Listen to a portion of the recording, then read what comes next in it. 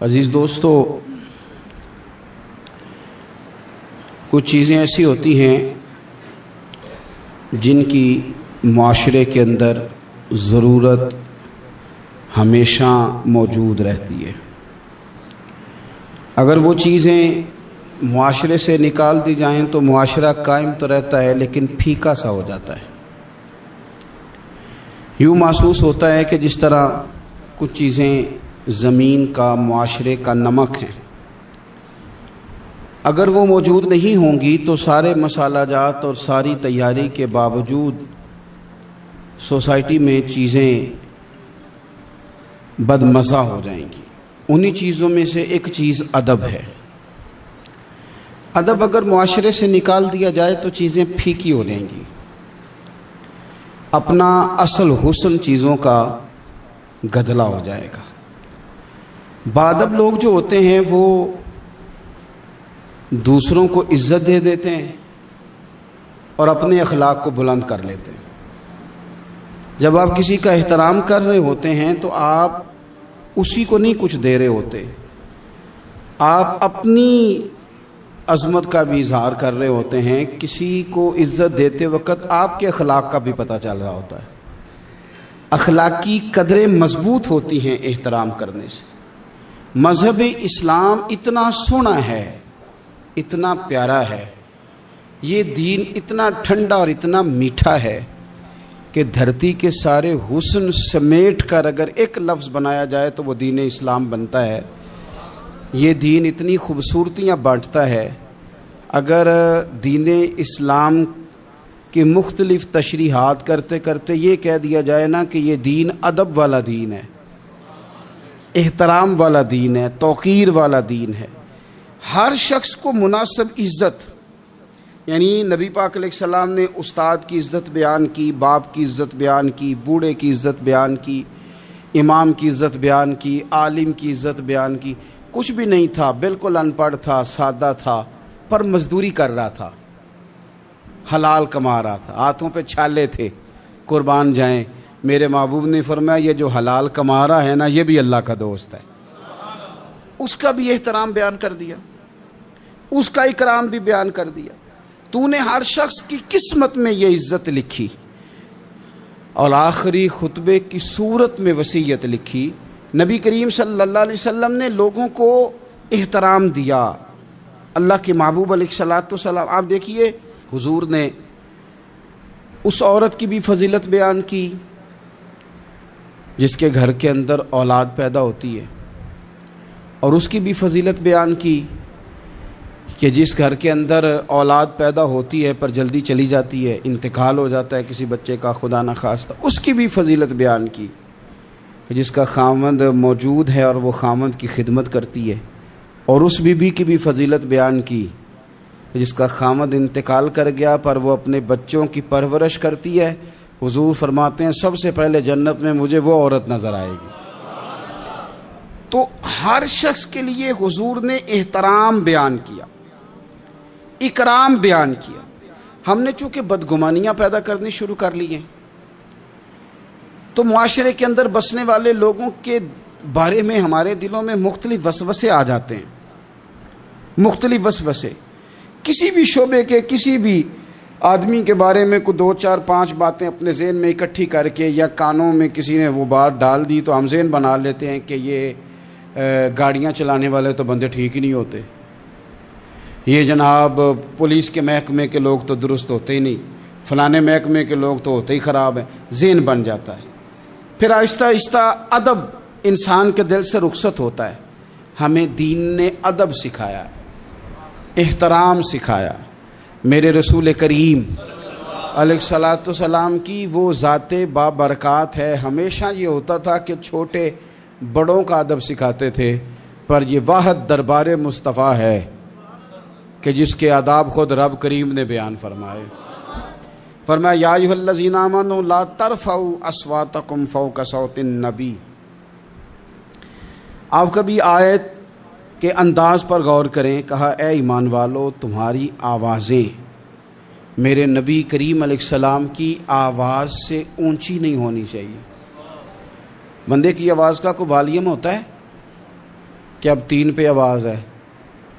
Tape recorder کا تو volume ہوتا ہے نا کہ 1 پہ ہے، 2 پہ ہے، 6 پہ ہے. تو آواز کا والیوم ہوتا ہے کہ یہ کتنے پہ ہے.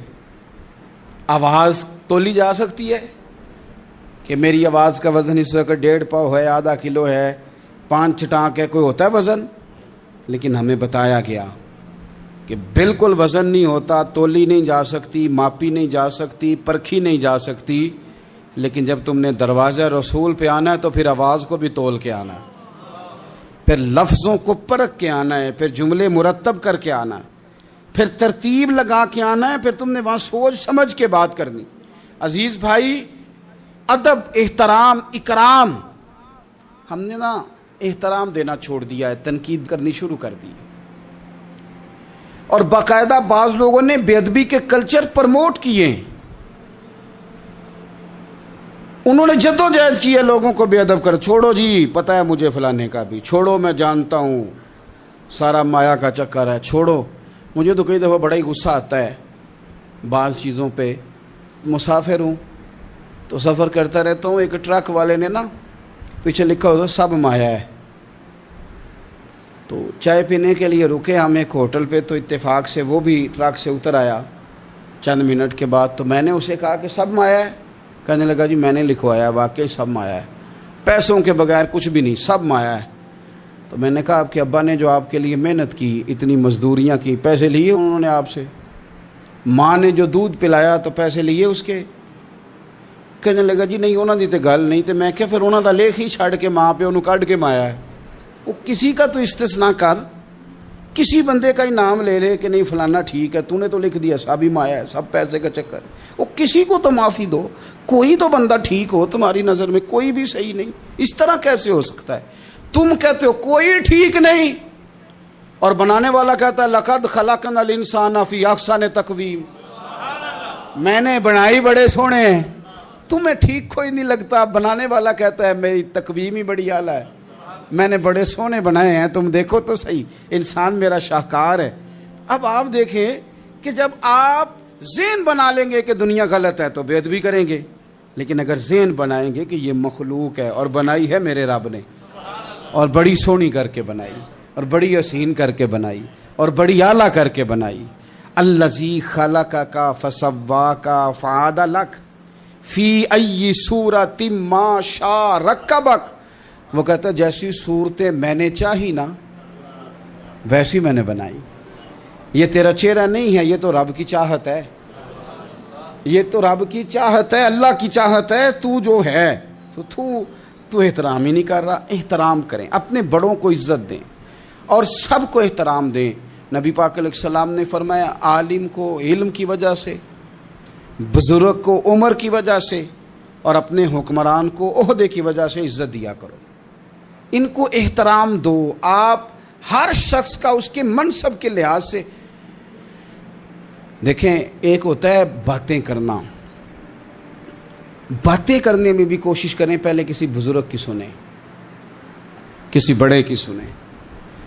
یہ ضروری نہیں کہ بزرگ پڑھا لکھا ہی ہو. کئی دفعہ یہ بھی ہوتا ہے کہ والد صاحب ان پڑھ ہیں، بیٹا انجینئر ہو گیا ہے. اب کوئی بندہ رشتہ دار تھا، اس نے مشورہ مانگا ہے کہ میں نے یہ مکان بنانا ہے، چھت ڈالنا ہے، تو میں 10 فٹ پہ ڈال لوں یا 14 فٹ پہ ڈالوں. تو والد صاحب مشورہ دینے لگے تھے، تو اگر بیٹا بول پڑے کہ ابا جی آپ تو پڑھے نہیں، میں تو انجینئر ہوں، آپ چپ کر جائیں، تو میرے خیال میں یہ اس کی بے ادبی ہے. اس کو چاہیے تھا والد صاحب کو بات کر لینے دیتا، اور بات کر لینے دینے کے بعد پھر وہ کہتا کہ جناب آپ بھی ٹھیک کہہ رہے ہوں گے تجربے کی روشنی میں، پر جو میں نے پڑھا ہے اور جو میں نے سیکھا ہے اور جو میرے سمجھ میں آیا ہے وہ یہ ہے. کچھ لوگ زیادہ سمجھدار ہیں، وہ بولنے نہیں دیتے، وہ ساری باتیں کر جاتے ہیں، خود ہی سب کچھ بیان کر جاتے ہیں. سوال بھی اپنا، جواب بھی ان کا اپنا، معاشرہ پڑھا بھی انہوں نے سارا ہی ہے، سمجھ بھی انہیں ساری ہے، یعنی ساری بات ہی خود سنا کے وہ کہتے ہیں جی ویسے ہمیں پتہ تو ہے، ہونا تو یہی ہے، پتہ تو ہمیں ہے ہوتا کیا ہے، لیکن چلے آئے ہیں تو آپ بھی کچھ بتا دیں. تو کئی دفعہ دل کرتا ہے کہ بندہ ان سے کہ میاں جب سارا پتہ ہی ہے تو پھر فیصلہ بھی لے لینا چاہیے تھا، پھر آپ کو کوئی ڈیسیژن کر لینا چاہیے تھا، پھر کہیں آنے جانے کی ضرورت کیا تھی؟ یہ چیزیں انسان کو اخلاقی کمزوری میں مبتلا کرتی ہیں۔ میرے نبی پاک صلی اللہ علیہ وسلم دیکھیے سمجھاتے کس طرح سے ہیں۔ 3 صحابی حضور کی بارگاہ میں حاضر ہوئے، حضرت سیدنا مہیثہ بن مسعود، حضرت خویصہ بن مسعود، حضرت عبد الرحمن بن سہل۔ حضرت عبد الرحمن بن سہل جو تھے وہ ان سب سے نا عمر میں چھوٹے تھے، یہ 2 بڑے تھے۔ تو عبد الرحمن بن سہل تھے چھوٹے، پر انہوں نے بات پہلے کرنی شروع کر دی، اور جب وہ بات پہلے گفتگو شروع کر رہے تھے اور گفتگو بڑھ بڑھ کے کرنا چاہ رہے تھے، آگے بڑھ رہے تھے، خیال کر رہے تھے کہ مجھے بات پہلے کرنی چاہیے، اب بات ہی کرنی تھی نا، کوئی حرج نہیں ہے پہلے چھوٹا کر لے، کوئی مسئلہ۔ اگر آپ دوسرے نقطہ نظر سے دیکھیں گے تو کوئی حرج تو نہیں، ٹھیک ہے پہلے چھوٹا بات سنا لے۔ بہو نہیں بولنے دیتی کئی دفعہ، وہ کہتے ہیں پہلے میری سنو، داماد نہیں بولنے دیتا، اس کی مرضی ہے، بچے بیٹے نہیں بولنے دیتے، وہ کہتے ہیں ابا جی آپ تو تھے ہی نہیں، ہمیں زیادہ پتہ ہے، بول پڑتے ہیں، کیا کیا جائے۔ لیکن 3 صحابہ آئے ہیں، حضرت عبد الرحمن بن سہل چھوٹے تھے، انہوں نے بات حضور کو پہلے سنانی چاہیے، حضور تو سب کے نبی ہے نا، اور سرکار نے تو سب پر کرم نوازی کرنی ہے، سننی ہے۔ وہ پہلے سنانے لگے تو حضور نے روک دیا، فرمایا آپ ذرا ٹھہر جائیں، ابھی آپ بات نہ کریں، پہلے بڑوں کو بات کرنے دیں۔ یہ تعلیم بیان فرمائی کہ گفتگو میں بڑوں کو پہلے موقع دیا جائے گا، بڑے کیا کہتے ہیں ان کی بات پہلے سنی جائے گی، ان سے پہلے پوچھا جائے گا کہ معاملہ کیا ہے۔ ہم بزرگوں کو موقع ہی نہیں دیتے۔ میں بڑے درد کے ساتھ یہ بات عرض کرتا ہوں، ہمارے نوجوانوں نے نا بزرگوں کو ریٹائر کر کے کونوں کے ساتھ لگا دیا ہے، کوئی مشورہ نہیں کرتے، فیصلے کر کے بتاتے ہیں۔ اگر بزرگوں کی رائے کبھی لی جائے، میرے ابا جی کبھی شام کو نکلتے وقت میں یا میرا کوئی بھائی کہتا نا کہ کہیں کام سے جا رہے ہیں، تو والد صاحب فرمایا کرتے پوچھ کے چلے ہو کہ 10 کے چلے ہو؟ نہیں سمجھ آئی بات، پوچھ کے چلے ہو کہ؟ تو وہ پوچھتے ابا جی یہ پوچھ کے 10 کے دا کی فرق ہے؟ تو والد صاحب فرماتے کہ پوچھ کے جانے دا مطلب ہے کہ جے تسی اجازت دیندے ہو تے جائیے۔ کہندے نے پتر پھر شاید میں تانوں آکھاں کہ رات پہ گئی ہے، شام ہو گئی ہے، میرا دل نہیں، تسی باہر نکلو۔ تو جے تسی صرف 10 کے چلے ہو تے پھر اساں کی کر لینا ہے؟ پھر تو تساں فیصلہ کر لیا، ہن تساں آج کل بوڑھے چپ کر گئے ہیں۔ میں درد سے بات کرتا ہوں، بزرگ خاموش ہو گئے، اس لیے کہ بچے پوچھ کے نہیں جاتے، بچے بتا کے جاتے ہیں۔ وہ کہتے ہیں میں جا رہا ہوں، انہوں نے فیصلہ کر لیا، طے کر لیا ہے جانا ہے۔ اگر کبھی ان سے پوچھا جائے، اگر ان کو احترام دیا جائے، میں بڑی دفعہ کہتا ہوں، پھر کہتا ہوں کہ شاگرد پجاروں پہ بیٹھا ہو نا اور پی ایچ ڈی کر گیا ہو، اور استاد میٹرک پی ٹی سی ہو اور ابھی بھی سائیکل ہی چلاتا ہو، تو آئے کبھی رستے میں ملاقات ہو جائے شاگرد کی استاد سے، اور شاگرد پجارو سائڈ پہ کھڑی کر کے اپنے استاد صاحب کو پہلے سلوٹ کرے، اور پھر وہ کہے کہ استاد جی لڑکا لے آتا ہے سائیکل، آپ پجاروں پہ بیٹھے، میں گھر چھوڑا ہوں آپ کو۔ استاد صاحب نے جانا بعد میں سائیکل پہ ہی ہے، ان کا نہیں بیٹا اللہ تیرا بھلا کرے، اللہ تجھے اور لمبی عمر دے، اللہ تجھے اور ترقیاں دے، اس نے سائیکل پہ ہی دوبارہ بیٹھنا ہے۔ لیکن جب وہ استاد دوبارہ سائیکل پہ بیٹھتا ہے تو اسے یوں محسوس ہوتا ہے کہ میرا سائیکل پجاروں سے مہنگا ہے، کیونکہ پجاروں تو سلوٹ کرتی ہے میرے سائیکل کو۔ لیکن کبھی غریب استاد کے قریب سے امیر شاگرد گزر جائے تو تکلیف ضرور ہوتی ہے کہ یار تو میرے پاس سامنے پھٹی پہ بیٹھ کے پڑھتا تھا اور آج تو کہاں پہنچ گیا ہے۔ جب ہم احترام کرتے ہیں تو سوسائٹی میں قدریں بڑھتی ہیں یار۔ لوگوں کو کیا مثلاً فرق پڑے گا اگر آپ اماں کو راضی کر لیں؟ کیا ہوگا؟ ماں بیچاری کی ساری زندگی پردے ڈالتے بیت گئی، ابا نے آ کے پوچھا کہاں گیا وہ کہتی ادھر ہی تھا، مجھے بتا کے کہ ابھی آ جائے گا، وہ مجھے کہہ گیا تھا کہ میں نہیں ادھر ہی تھا، کچھ بھی نہیں، ایسی کوئی بات ہی نہیں۔ ساری زندگی پردے ڈالتے بیت گئی۔ ابا کئی دفعہ گھر میں لڑائی کی، بیٹے کو مارا، اماں نے آگے بڑھ کے پتر کے حصے کی مار بھی کھائی، لیکن اسی بیٹے کی شادی کر دی تو اماں کو پتہ چلا کہ اوہو میں تو سمجھدار ہی نہیں تھی، میرا تو پتر مجھے کہہ رہا ہے اماں تو بھی تو کبھی سیانی ہو جایا کرنا۔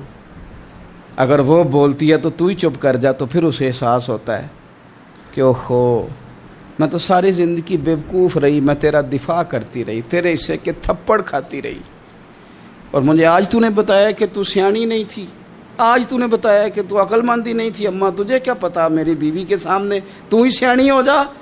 وہ ٹوٹ جاتی ہے، بکھر جاتی ہے، وہ کبھی پلٹ کے دیکھتی ہے تو اسے بڑے سارے زخم تازے ہو کے دکھائی دیتے ہیں، وہ یار میں ہی سیانی نہیں تھی۔ سنو نا، امام حسن رضی اللہ تعالیٰ عنہ فرماتے ہیں، امام حسن نے کوئی لمبا وقت نہیں اپنی والدہ کے ساتھ گزارا، چھوٹے تھے تو سیدہ فاطمہ الزہرا رضی اللہ تعالیٰ عنہ وصال کر گئیں، پر شیر خدا کے پتر کی بات دیکھیں، امام حسن کہتے ہیں لوگوں میں جب تھوڑا سا باشعور ہوا اور مجھے چیزیں تھوڑی سی دکھائی دینے لگی تو میں نے کبھی اپنی اماں کے ساتھ ایک پلیٹ میں کھانا نہیں کھایا تھا۔ حضور ساری دنیا کھاتی ہے تو آپ نے کیوں نہیں کھایا؟ تو فرماتے ڈر لگتا تھا کہ کہیں ایسا نہ ہو کہ جس لقمے کی طرف میری ماں اپنا ہاتھ بڑھائے کہیں میں نہ اٹھا لوں، بے ادبی نہ ہو جائے۔ ڈر لگتا تھا، میں نے یہاں تک بھی نا، کیونکہ ماں تو ماں ہوتی ہے، میں نے یہاں تک بھی ماں کا احترام کیا، روٹی کھانے میں بھی تقدیر نہیں کی۔ یہاں ماں وہ کہتی ہے پیر صاحب انہوں دسیا جے نا کہ میں تانوں آکھیا سی، انہیں گلاں چانوں آکھیا جے میرے نال بولے تھے صحیح کرے، انہوں دسیو نا میرے نال بگڑ جائے گا، انہوں آکھیا جے نا میں تانوں شکایت لائی، پر نہ انہوں گلاں سمجھایا جے کہ میرے نال اچھی نہ بولیا کرے، میں تکلیف، انہوں آکھیو نا۔ او یار کیا کائنات میں حضور سے بڑا بھی کوئی ہے؟ لیکن حضرت حلیمہ سعدی آئی ہیں تو کیا میرے نبی اٹھ کے کھڑے نہیں ہو گئے؟ حضور نے اکرام دیا تو اکرام دینے سے قد بڑا ہوتا ہے، چھوٹا تو نہیں ہوتا۔ خدا را اپنے بڑوں کا اکرام کرنا سیکھیں۔ انہوں نے کسی نے آپ کو جگہ دی ہوگی، کسی نے آپ کو نوکری دی ہوگی، لیکن ماں باپ نے تو زندگی دے دی اولاد کو، جوانیاں دے دی، سارا کچھ دے دیا، اور بچے ہیں کہ سمجھتے نہیں۔ احترام کے جذبے اپنی طبیعت میں لائیں، بے ادب نہ بنیں، سوء ادب نہ کبھی کریں، آپ نہ کبھی کوئی ایسا کام نہ کریں جس سے نہ تکلیف بڑھے، جس سے آزمائش بڑھے۔ آپ احترام والے رہیں گے تو خود بھی سجے سنورے نکھرے رہیں گے۔ اپنے بزرگوں کو پہل کریں بزرگوں کی طرف، یعنی آپ گھر کے اندر چھپا کے سیب اپنے کمرے میں نہ لے کے جائیں، چھپا کے چیزیں نہ رکھیں، بلکہ پہل کریں بوڑھے ابا سے، پہل کریں اپنی والدہ سے، وہاں سے آغاز کریں، آپ دیکھیں برکتیں کتنی ہوتی ہیں۔ میں کچھ باتیں مجھے لطف دیتی ہیں، میرے کچھ سنگی ہیں، 3 بھائی ہیں اکٹھے، مجھ سے بیعت ہیں، میرے ساتھ بڑا پیار کا رشتہ ہے، تو کبھی کبھی نا خدمت کرنے کا دل کرتا ہے ان میں سے کسی کا کہ چلیں حضرت صاحب آئے ہیں تو ہم کچھ نذرانہ پیش کریں، تو اپنے بڑے بھائی کو وہ تھماتے ہیں کہ جناب آپ یہ کام کریں۔ اللہ تعالیٰ کا شکر ہے میری جیب کم ہی خالی رہتی ہے، اس کا فضل رہتا ہے، لیکن وہ پیسے لینے سے زیادہ یا تحفہ لینے سے زیادہ یا پھول پکڑنے سے زیادہ اس بات کی مجھے خوشی ہوتی ہے کہ کتنے نرالے ہیں، بڑے کو آگے لگاتے ہیں تو برکت تو حاصل کرتے ہیں نا، اس لیے کہ برکتیں ہمیشہ بڑوں سے ہوتی ہیں، بڑوں سے ہمیشہ برکتیں، یعنی پھول کا تحفہ بڑے بھائی کو دے کے جب آگے کیا جاتا ہے تو میرے دل کو اچھا لگتا ہے، مجھے قرار آتا ہے کہ یار یہ لہجہ ٹھیک ہے، یہ انداز یہ ٹھیک ہے۔ اپنے بڑوں کو آگے رکھیں، بڑوں کو کلام کرنے کا موقع پہلے دیں، گھر میں کوئی چیز لائیں تو تقدیم کریں۔ ہمارے ہاں نا اب جو استادی شاگردی آئی ہے نا یہ بڑی خطرناک ہے۔ ہمارے ایک قاری صاحب تھے، ایک مدرسے میں پڑھاتے تھے، بڑا مارا کرتے تھے، اور میں انہیں مذاق بھی کرتا تھا، کبھی کبھی عذرائے محبت مزاح کرتا تھا۔ میں ان سے کہتا تھا قاری صاحب آپ شاید مار کھا کے پڑھیں اس لیے بچوں سے بدلہ لیتے ہیں۔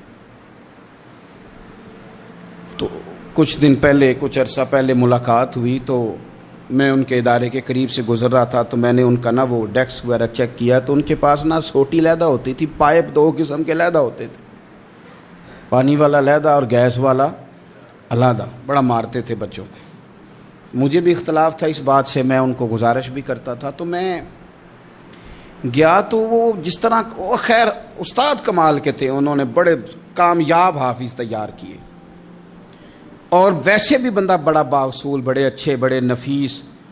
میں نے ان سے کہا کہ وہ خیر ہے، مطلب چھوٹیاں چھوٹیاں کدھر گئیں آپ کی؟ کہنے لگے حضرت صاحب نہ شاگرد رہے، نہ استاد رہے، نہ وہ ماں باپ رہے۔ کہنے لگے پتہ نہیں 2-4 سالوں میں کیا ہوا ہے۔ تو میں نے کہا آپ کو تو کوئی منع کاری نہیں، میں نے کئی دفعہ سمجھایا تھا، آپ باز نہیں آتے۔ کہتے تھے اب آ گیا ہوں، اس لیے کہ ایک کو چھڑی مار رہے ہوتے ہیں تو دوسرا ساتھ ویڈیو بنا رہا ہوتا ہے۔ پہلے طالب علم اس طرح کی توہین کا رویہ استادوں کے ساتھ نہیں کرتے تھے، وہ کہتے تھے جیسے بھی ہے فیض استاد سے لینا ہے۔ اب آپ ذرا گھور کے دیکھیں تو کہتے ہیں لاؤ کتابیں، جا رہا ہوں بڑے مدرسے، بڑے کالج، بڑے اسکول۔ میں نے اپنی زندگی میں دیکھا کہ ہمارے بڑے کہتے تھے، کبھی گھر کے بتاتے نا استاد جی نے مارا ہے تو کہتے تھے کسی غلطی سے مارا ہوگا، اور اس طرح کے سخت لفظ بولتے تھے کہ ہمیں لگتا تھا کہ ہمارے بزرگ ہمارے ساتھ زیادتی کر رہے ہیں۔ وہ کہتے تھے کہ مینو ہڈیاں چاہیے نے پڑیا ہوئے، یہ لفظ کہتے تھے میرے ابا جی میری اماں، ہڈیاں دیا جی سانو پر دیا جی پڑیا۔ اب کیا ماحول ہے، ڈر آتا ہے، بچے گھورتے ہیں۔ ان کی اماں آ کے کہتی ہے تو 8,000 کا مولوی ہے، میرا 1.25 کروڑ کا بچہ ہے، تیری طاقت کیسی ہوئی چودھری کے بچے کو ہاتھ لگانے کی؟ اتنی تیری جرت کہ انہوں نے میرے بیٹے کو ہاتھ لگایا ہے؟ کروں گی نا کل بندے اکٹھے تیری کراؤں گی چھوٹی مسجد سے، تو اتنی تیری طاقت کہ تو میرے بچے کو مارے۔ ہم نے نا پرموٹ کی چیزیں، پرموٹ۔ حضرت خواجہ حسن بصری رحمت اللہ علیہ فرمایا کرتے تھے ادب نہ ہو تو علم آ ہی نہیں سکتا، اس لیے کہ کتابیں رہنمائی کرتی ہیں، کتابوں کی ترجمانی تو استاد نے کرنی ہے۔ تو اگر آپ وہ احترام ہی نہیں ہے، وہ طبیعت ہی نہیں ہے، وہ ذوق ہی نہیں ہے، سیکھنے کا وہ خاص جذبہ ہی نہیں ہے۔ ہمارے صاحب رحمۃ اللہ علیہ فرمایا کرتے تھے بہت سارے لوگ بڑے بڑے درویشوں کے پاس جا کے خالی آتے ہیں۔ حضور کیوں؟ فرماتے تھے اس لیے کہ کشکول سیدھا نہیں کرتے، پیالہ سیدھا نہ ہو تو خیرات آیا نہیں کرتی، ادب نہیں کرتے، احترام نہیں کرتے، پیالہ سیدھا نہیں کرتے۔ پیالہ سیدھا نہ ہو تو وہ تو جو دینا ہو وہ بھی نیچے گر جاتا ہے۔ احترام۔ ایک شخص نے نا حضرت سیدنا امیر معاویہ رضی اللہ تعالیٰ عنہ سے کہا کہ میں نے زیارت کرنی ہے حضرت امام حسین رضی اللہ تعالیٰ عنہ کی، مدینہ شریف جا رہا ہوں، میں نے ان کو پہلے دیکھا نہیں ہوا، تو مجھے بتائیے امام علی مقام رضی اللہ تعالیٰ عنہ کو میں کیسے پہچانوں گا؟ تو ابن عساکر دیکھیے گا حضرت امیر معاویہ رضی اللہ تعالیٰ عنہ فرمانے لگے تو مدینہ شریف جانا، ایک شخص لوگوں کے حلقے میں بیٹھ کے لوگوں کو دین پڑھا رہا ہوگا، مسجد نبی میں وہ چمکتا ہوا چہرہ لوگوں کو قرآن و سنت کی تعلیمات سے روشناس کر رہا ہوگا، اور فرمایا اس کے ارد گرد لوگ اس ادب سے بیٹھے ہوں گے کہ جیسے ان کے سروں پر پرندے بیٹھے ہوئے ہیں، ذرا حرکت کی تو پرندے اڑ جائیں گے۔ فرمایا جب وہ نورانیت والا ماحول تم دیکھو اور اتنے با ادب شاگردوں کے بیچ بیٹھی ہوئی ایک نورانی ہستی کو دیکھو تو سمجھ لینا وہی حسین ابن علی ہیں، وہی ہے امام علی مقام امام حسین، کہ جو اس احترام کے ساتھ لوگوں کو انہوں نے آداب سکھائے ہیں، اس طرح انہوں نے لوگوں کو سمجھایا ہے کہ ان کے شاگردوں کا یہ رنگ ہے کہ وہ تو سر نہیں ہلاتے کہ کہیں پرندہ نہ اڑ جائے۔ اس انداز میں جب لوگ، مجھے بات یاد آ گئی، امام احمد بن حنبل رحمۃ اللہ علیہ بہت بڑے محدث تھے، تو مجھے پتہ ہے اگر آپ مجھ سے پوچھیں گے نا اس دور میں فقہ سب سے بہترین کس کو آتی ہے تو میں آپ کو بتا سکتا ہوں، کیونکہ میرا شعبہ ہے نا۔ آپ پوچھیں گے صرف ناو کا استاد کون اچھا ہے تو میں بتا دوں گا کہ کہاں پہ ہے، کون ہے، میرا شعبہ ہے۔ اسی طرح سے میڈیکل کے شعبے سے وابستہ لوگوں سے آپ پوچھیں گے کہ ہارٹ کا ڈاکٹر کون سا اچھا ہے تو بتا دیں گے۔ پوچھیں گے بھئی میں نے ایک ناک کان گلے کے ڈاکٹر کے پاس جانا ہے، تو جس کا جو شعبہ ہے اسے پتہ ہوتا ہے۔ مدرسے کے بچوں کو بھی پتہ ہوتا ہے کہ کون سا آدمی کہاں بہترین پڑھانے والا ہے۔ ایک بزرگ تھے شاہ بقی الدین ابن مخلد، وہ کہتے ہیں مجھے پتہ چلا کہ اس دور میں نبی کریم علیہ السلام کی حدیث جو سب سے بہترین پڑھاتے ہیں وہ امام احمد بن حنبل ہیں۔ ان کو حضور کی حدیث سے جو خاص شغف ہے وہ کسی اور کو نہیں۔ کہتے ہیں میرے دل میں لو لگ گئی، حالانکہ میں امیر گھرانے سے تھا، میں کشتی میں بیٹھا امام احمد بن حنبل کے پاس آنے کے لیے، رستے میں طوفان آ گیا، کشتی ہچکولے کھانے لگی، کسی طریقے سے ایک جزیرے کے ساتھ جا کے کشتی لگی، ٹوٹ گئی، بکھر گئی، میں جزیرے پہ اتر گیا، اور بھی کئی لوگ تھے، 1 مہینہ وہاں رہنا پڑا، بارشیں ختم ہوئی، موسم ٹھیک ہوا تو ایک کشتی دکھائی دی آتی ہوئی، فرماتے ہیں کہ وہ اس کشتی میں بیٹھا، دوبارہ بغداد گیا، مجھے سفر طے کرتے 2.5 مہینے گزر گئے، وہ جزیرے پہ مہینہ پتے کھا کے بھی گزارا کرنا پڑا، نکلا تھا علم حاصل کرنے، جب بغداد شریف پہنچا لوگوں سے پوچھا امام احمد بن حنبل کا مدرسہ کہاں ہے؟ انہوں نے کہا وہ مدرسہ تو بند ہو گیا ہے، وقت کا بادشاہ مخالف ہو گیا، مسجد مدرسہ سیل کر دیا۔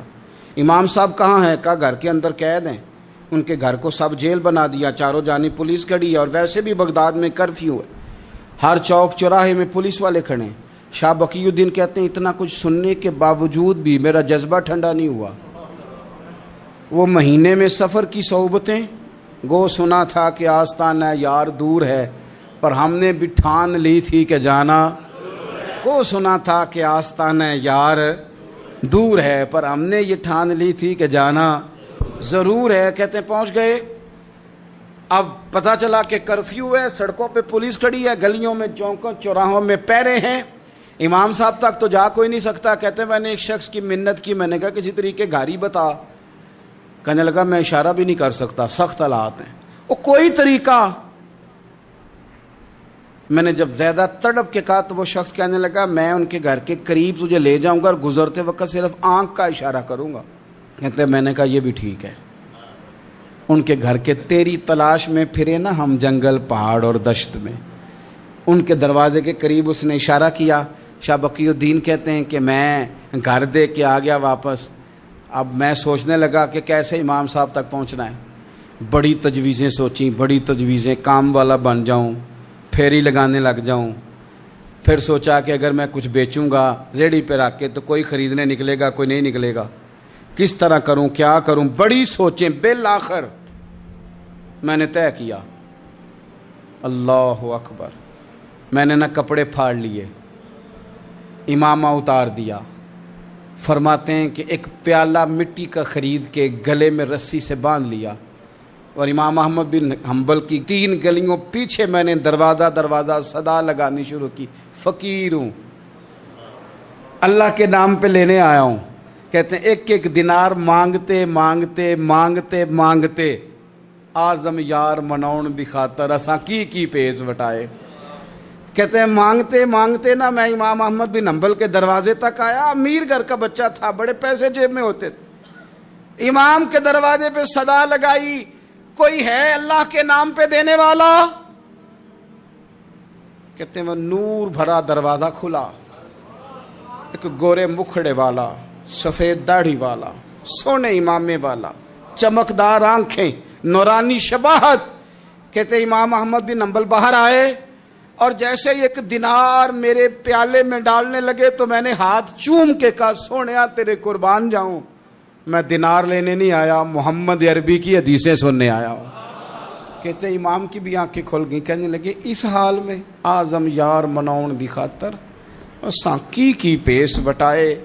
کہا حضور کیا کرتا، یہی ایک طریقہ رہ گیا تھا، میں تو کہاں سے چلا ہوں، کہاں پہنچا ہوں، کیا کروں؟ امام صاحب فرمانے لگے پھر میں بھی بڑے دنوں سے پریشان تھا، کوئی سیکھنے والا نہیں مل رہا تھا، تو مل گیا۔ کہنے لگا حضور میں روز آ جاؤں فقیر بن کے، آپ جتنا چاہیں 2 4 5 منٹ میں مجھے حدیثیں سنا دیں، میں اگلے دن یاد کر آیا کروں گا۔ کہتے 2 سال لگ گئے، شاگرد کہاں ملیں گے ایسے، کہاں مرید ملیں گے، گزر گیا دور۔ کہتے ہیں کہ میں نا ہر روز فقیر بن کے جاتا، 3 گلیاں پیچھے مانگنا شروع کرتا، کوئی شک نہ کرے، 2 سال دروازے پہ جاتا، آگے پیالہ کرتا، امام 1 دینار ڈالتے اور مصطفیٰ کی حدیثیں سناتے۔ کہتے ہیں حالات بدل گئے، 2 سال کے بعد حکومت بدل گئی، امام کا مدرسہ بحال ہو گیا، رش ہو گیا، بادشاہ بڑا عقیدت مند تھا، جو نیا آیا اس نے بڑا کر کے ادارہ بنا کے دیا، جس دن میں گیا تو رش لگا ہوا تھا۔ کہتے ہیں حالات بدلے تو ہم نے بھی کپڑے بدلے، ہم نے بھی دوبارہ سے دستار باندھی، اور کہتے ہیں بڑے لوگ بیٹھے ہوئے تھے، میں جب داخل ہوا نا تو امام اٹھ کے کھڑے ہوئے، آپ فرمانے لگے پتر ادھر آ، تو آگے آ کے بیٹھ، لوگ دین سیکھنے آتے ہیں، تو فقیر بن کے مانگنے آیا تھا، اور میں بھی باقیوں کو پڑھایا کرتا تھا، تجھے میں دیا کرتا تھا، اور اب باقی پڑھا کریں گے، تجھے دیا جائے گا، اور آج تجھے سینے سے نکال کے دیا کروں گا۔ زمانے بدل گئے، حالات بدل گئے، وہ شخص چلا گیا، کون حکمران تھا کون نہیں تھا، لیکن استاد شاگرد کے ادب کی داستان قیامت تک باقی رہے گی۔ یہ قیامت، جب طبیعتوں میں احترام ہوتا ہے، جب ادب ہوتا ہے۔ آپ کو پتہ ہے نبی پاک صلی اللہ علیہ وسلم کو یہ ادب کتنا پیارا ہے؟ نبی پاک علیہ الصلوۃ والسلام اس احترام کے جذبے کو کتنا پسند کرتے ہیں۔ اللہ کے پیارے رسول صلی اللہ تعالی علیہ وسلم اس جذبہ احترام سے کتنے راضی ہوتے ہیں۔ حضور کس قدر زیادہ چاہتے ہیں کہ میری امت ادب والی بنے۔ نبی پاک علیہ الصلوۃ والسلام ادب والے لوگوں کے بارے میں اتنے راضی ہیں، اتنے راضی ہیں، اتنے خوش ہیں، حضور اتنا نوازتے ہیں۔ میں نے یہ حدیث پڑھی تو یوں لگا کہ جیسے روح وجد کرنے لگی ہے۔ بہقی میں امام بہقی نے لکھی ہے، اللہ کے پیارے رسول علیہ السلام فرماتے ہیں جو چھوٹے پر شفقت کرے اور بڑے کا احترام کرے، اللہ اسے جنت میں میری سنگت عطا فرمائے گا۔ یہ میرے قرب کا ذریعہ ہے، یہ چیز میرا قرب ملے گا۔ شرط یہ ہے کہ ادب والے بن کے آؤ، احترام والے بن کے آؤ، کبھی بھی سوء ادب نہ کریں، کبھی کسی مقام پر بھی بے ادبی نہ کریں، آپ اپنا ذائقہ کبھی تبدیل نہ کریں۔ امام احمد بن حنبل لکھ دے گا، وضو کر رہے تھے، ایک شخص کہتا ہے میں نے ساری زندگی گناہوں میں گزار دی تھی، تو امام صاحب نا وضو کر رہے تھے جھیل پر بیٹھ کے، تو جھیل اس طرح ہوتی ہے، پہاڑ ہیں، اوپر کو پانی نیچے آ رہا ہے، تو کہتے ہیں امام صاحب نیچے بیٹھ کے وضو کر رہے تھے، تو میں اوپر بیٹھ کے نا وضو کر رہا تھا یا پانی پی رہا تھا، تو میں نے دیکھا کتنے بڑے امام نیچے ہیں۔ کہتا ہے میں نا میرے دل میں خیال ہے یار میں ساری زندگی غلط کاموں میں گزاری ہے، پر جو بھی ہے یہ رسول اللہ کے دین کے عالم ہے۔ کہتے ہیں وہ حضور کے دین کی عزت کرنے کے لیے میں اوپر سے اٹھا آ کے نا، تو میں تھوڑا پیچھے جا کے نیچے بیٹھ گیا، جو میری حاجت تھی، پانی پینا تھا یا منہ دھونا تھا، میں وہ کرنے لگا۔ کہتے ہیں امام صاحب نے پھر یوں نظر میری طرف دیکھی، پتہ نہیں انہوں نے کیا دعا دی کہ رب نے مجھے توبہ کی توفیق عطا فرما دی۔ میں اللہ کے فضل سے اللہ نے میرا دل موڑ دیا، اور میں رب کریم کی بارگاہ کی جانب میری توجہ ہو گئی، خدا نے مجھے اس ادب کی برکت سے اپنی بارگاہ کی طرف اللہ تبارک و تعالیٰ نے مجھے موڑ لیا۔ بے ادبی تو بندے کو کفر تک لے جاتی ہے، بے ادبی تو کفر تک لے جاتی ہے۔ اگر بندہ بے ادب ہوتا ہوتا اللہ رسول کی بے ادبی تک پہنچ جائے تو دور نکل گیا، لیکن یہاں باقاعدہ بے ادبی کو پروموٹ کیا جا رہا ہے۔ کبھی بھی بے ادب نہ بنے، ادب والے رہیں، ادب والے بن کے جئیں، ادب والے بن کے دنیا سے جائیں۔ وہ درویش نے کہا تھا کہ بے ادباں مقصود نہ حاصل، نہ درگاہ ٹوئی، بانج ادب دے محمد